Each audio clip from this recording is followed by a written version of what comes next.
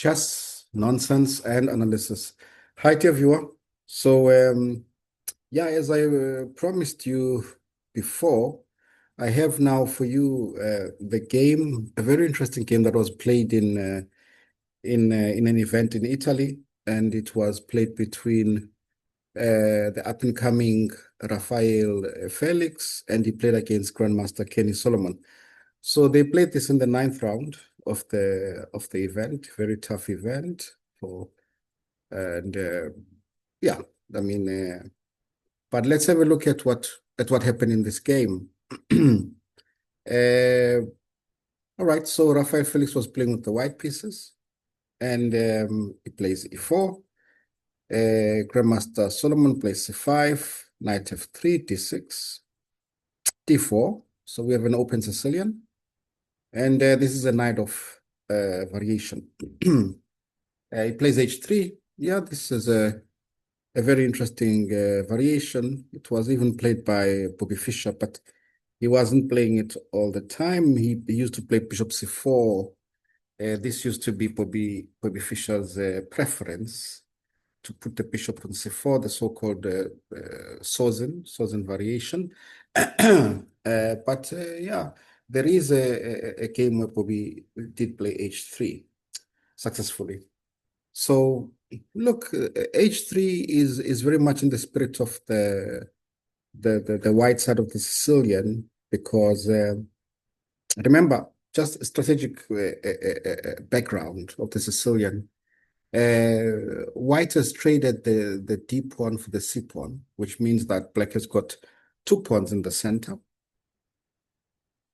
And since black has got two pawns in the center, black would like to make a pawn break in the center. So black has got various ways of achieving this. Black would love to play d5, but remember, black wants to play d5 as a pawn break. Pawn break meaning that black wants to get the pieces, their pieces into the game. So if you play directly d5, I'm not meaning here, but early, then white will advance with e5. So generally, black would like to play either e5 followed by d5. So these two moves to play e5 and then to play d5, or in some instances, maybe put enough pieces on e5, knight c6, queen c7, and things like that, and then, if possible, to play that d5, since e5 would not be possible. But that is just on the general uh, uh, scale, or rather, yeah, to explain very simple positional ideas. So that is why white plays h3. White wants to play g4. It's not really an attacking attempt, but it's very positional because, in a sense, white wants to play at the right moment g5. You see, move this knight away, and when the knight moves away, then it is very difficult for black to play the advance in the center. All right. So e5 is played, 92. 92 is very logical because it's very logical to move the knight to e2 and then afterwards to try and move this knight, maybe to g3. All right. So h5 is then played, and in this position, h5 stops the move g4. So h5 is very much a logical move, and white will then not be able to play. Ah,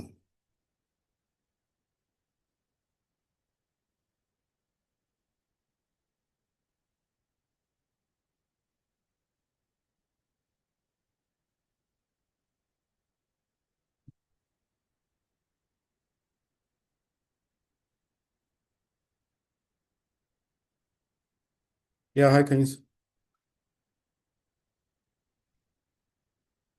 Okay, I was recording because I was expecting you to finish at 8. Uh, it's fine. I will record for 10 minutes and then I'll pick you up. Yeah. All right. All right.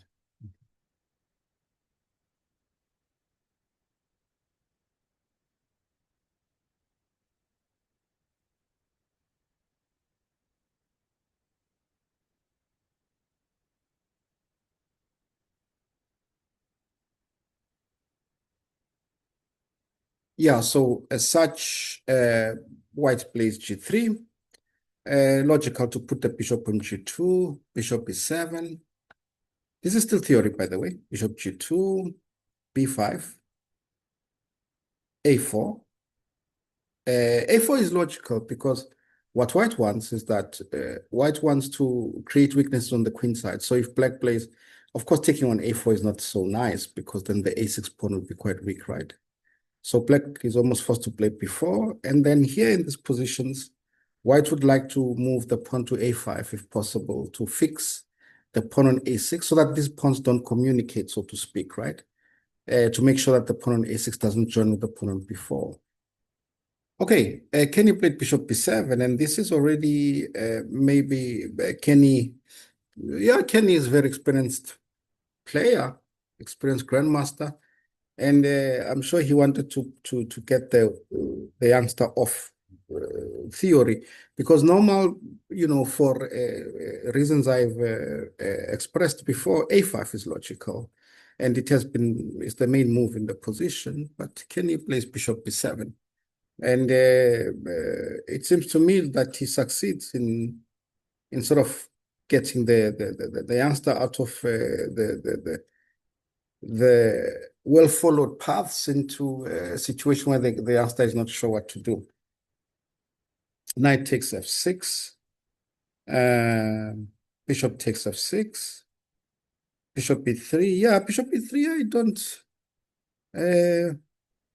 yeah, but I don't know about bishop b3. Because of course, if you play bishop e3, black will play a5, right? So I'm not sure what bishop e3 is achieving much, but okay, not easy. And white plays pawn to c3. Okay, this is still fine. Black plays knight a6, but I don't like c takes b4 because in my mind, when you change the structure, it should be to your advantage. So if we look at this position, the knight on a6 is rather on the side of the board. So maybe white should not rush to take the pawn.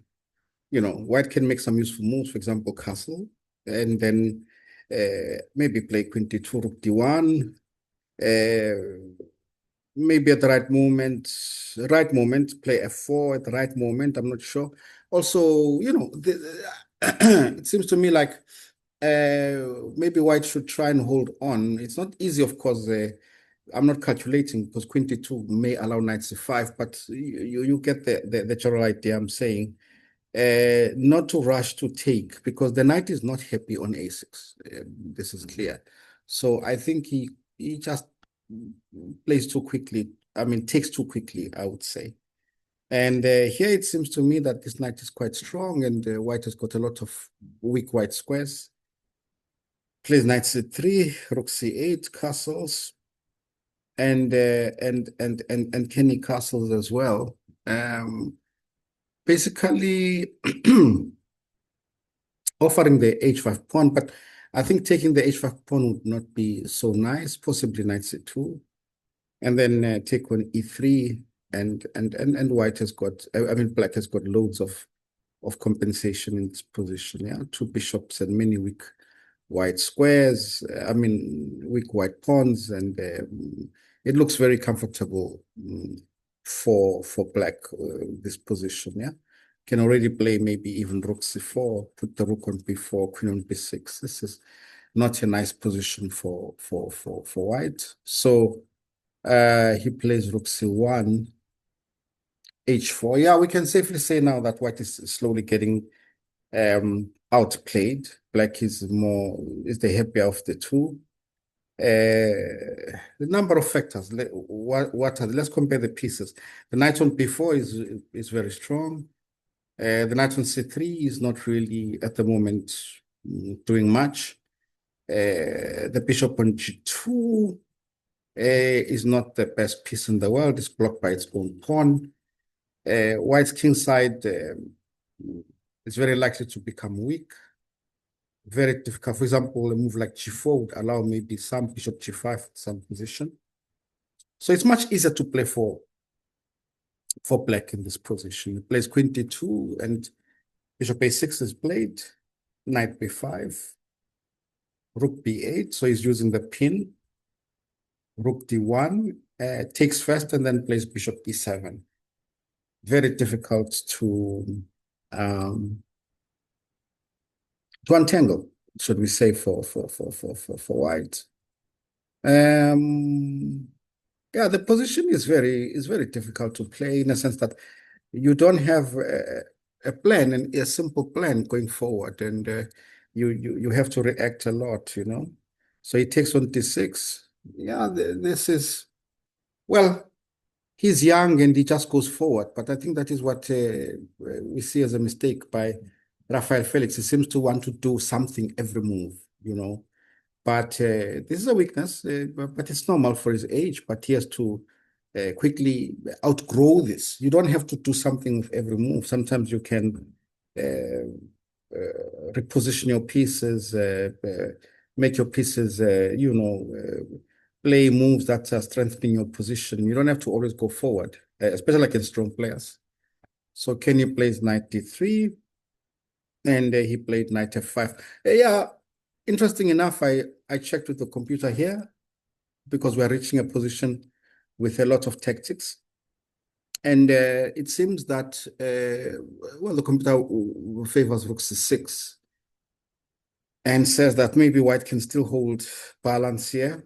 Yeah, I don't fully agree in a sense that, yeah, for a computer, maybe calculating, but for a human being, it's not the easiest thing to see. But I think rook c6 maybe was a try to, attack the bishop on a6, because the bishop on a6 is important because as it defends the knight on d3 and so on. But okay, knight f5, then this one just loses material. Actually, even bishop before was not necessary. Black could just simply take on c1 as well directly. But bishop before is good enough, and this attack is not coming off. Queen f6 and knight d4. Takes on d4, bishop takes, rook takes b2, bishop b2, very accurate, and Raphael Felix resigned. So, yeah, an important lesson for him, for Raphael, playing against a strong player. And I think, yeah, he needs to boost his chess, reassess his chess in a sense that you don't always have to do something with each and every move. But this is where strategy comes in, There are some concepts that he still has to learn, improving the position of your West place pieces, prophylactic play, comparing pieces, transition from one position to the other. These are things that he will have to study if he wants to get to the next level. But yeah, all in all, he seems to be on the right track. And actually, I will, in the nearest future, show a game where he plays and draws against a player of 2,500 rating, Raphael Felix. So he is on the right track, and he's improving, of course. But yeah, we'll just keep track on him, see how he plays, and keep highlighting those mistakes, and hopefully he will see, or someone will tell him, and yeah, he can work on those small mistakes so that he can move forward faster. No? Okay, so that is all I had for you for today. I thought this was a very interesting game because we're talking about a legend of South African chess, a player who's become the first grandmaster, play against a player who certainly wants to improve to a level where he can also, you know, get stronger. So yeah, that's that. So if you like that, please do like, share, subscribe, and yeah, till next time, all I can say for now is, well, checkmate.